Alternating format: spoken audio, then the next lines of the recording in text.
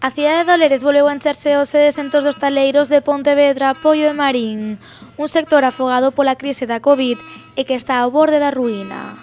Por iso se volveron a sair á rúa para exixir unha vez máis un plan de rescate. Hablan de hacerlo antes de final de año, nos extraña que dado un poco el retraso llegue con tanta celeridad, es urgente y como decimos no queremos que se quede atrás ningún compañero más de todos los que han cerrado ya hasta el momento. Coas novas medidas implantadas pola Xunta, os hostaleiros manteñen abertas as terrazas ao 50% da súa capacidade e dende o sábado poden atender a clientes no interior dos seus locais, pero o límite máximo de ocupación é do 30%. Unha reapertura parcial que os hostaleiros consideran que é insuficiente.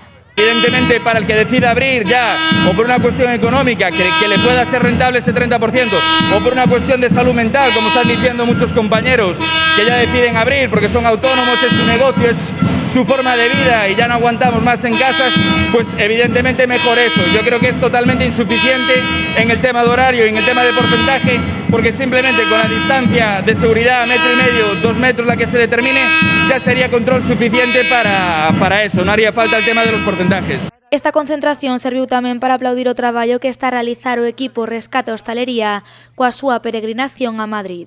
Están haciendo un trabajo encomiable, es durísimo.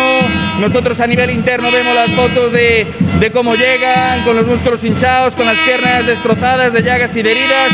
Ya veis el tiempo que hace a lo largo de España, están en Zamora con unas condiciones durísimas de temperatura, pero bueno, están llenos de ánimo, gracias a Dios, a la gente que los está apoyando y al recibimiento que estamos teniendo por España adelante. La verdad que muchas veces con los vídeos nos pone a todos los pelos de punta.